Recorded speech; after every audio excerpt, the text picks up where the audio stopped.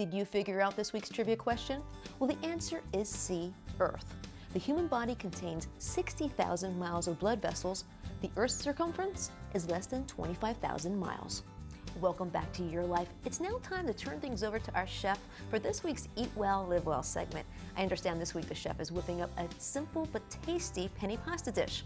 Let's check it out. What we're going to do today is we're going to cook a vegetarian dish that I find doesn't compromise on taste and flavor.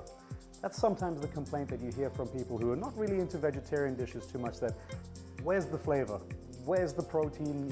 Where's my satisfaction while I'm eating? This is a very, very simple dish that you can do, and I think that you'll find as you make it that, and especially when you eat it, that it has plenty of flavor. It's a pasta dish using ricotta cheese, some fresh peas, and some tomatoes. What I'm going to be using today is some fresh pasta. I really enjoy using fresh pasta, a couple of reasons. A, it does taste different than the dry pasta, and then secondly, it cooks very, very quickly.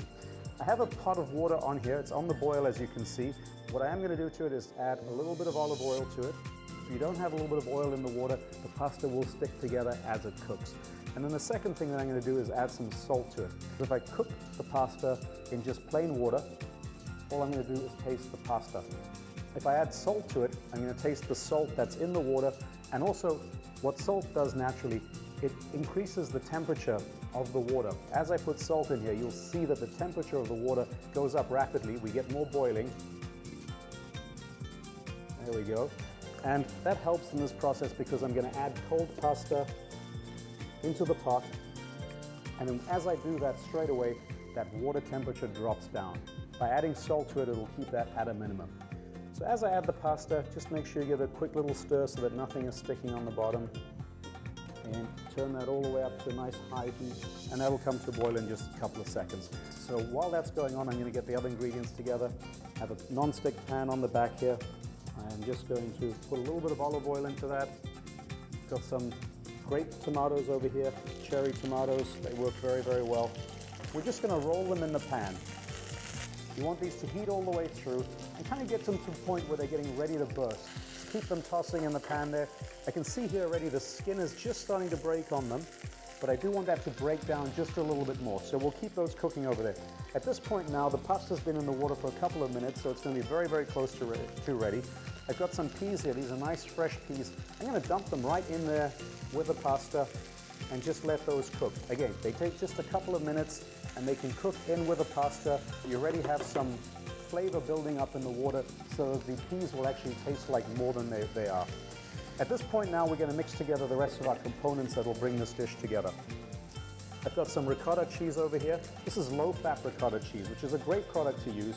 Plenty of flavor, and you're actually being good to your body as well by making sure that it's low-fat. There we go, into the bowl. A little bit of Parmesan cheese. I'm going to reserve just a little bit of the Parmesan cheese so that I can finish the pasta dish at the end. And then we're going to chop some fresh chives. And I'm going to do the same thing with the chives. I'm going to keep some of the chives for the dish at the end just to garnish it with. There we go. Chop those nice and small. Scrape them up. Put them into our mix here. And then I'm going to take the same chives here and just cut a little bit longer, about an inch long battens. And that's what I'm going to use to garnish my dish at the end. A little bit of lemon zest. Lots and lots of flavor in lemon zest. Make sure that when you're using a lemon zester and you're using zest while you're cooking, that you really cook this for a very little time, short time. That keeps the flavor nice and fresh. And make sure as well that you're just getting the yellow parts of the lemon. If you start to get down into the white part, into the pith, that's the part that's a little bit bitter. We also need just a touch of lemon juice, so I'm going to cut that lemon open now. There we go, squeeze that over the top. Just before I mix these all together now, I'm going to take my water off the boil, turn that off. There we go.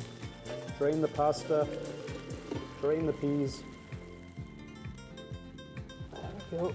A little bit of that steam will keep everything nice and warm. The cherry tomatoes are just starting to break open at this point.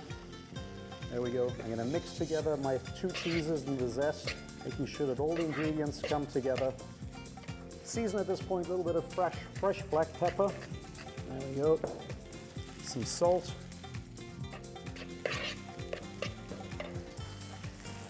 Take some of the pasta and the peas straight into my pan. There we go. And add the ricotta mixture.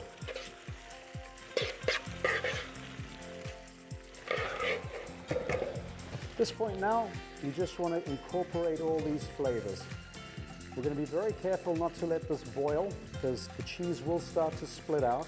And the difference now between the two cheeses that I'm using is that the ricotta cheese will make this nice and creamy, and the Parmesan cheese will start to melt and have that nice full effect that you're looking for when you're working with cheese, but obviously give you a nice low-fat option.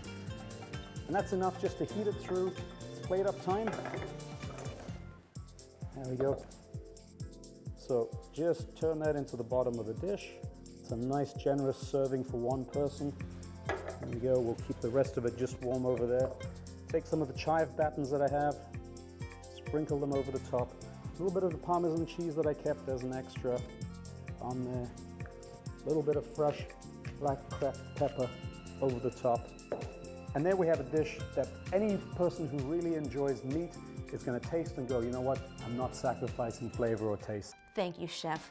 Now, if you missed jotting the recipe down, or if you want to see it again, log on to our show's website. That's YourLifeTV.com. And we'll be right back. Next on Your Life, how man's best friend is helping a blind sommelier pursue her passion in life.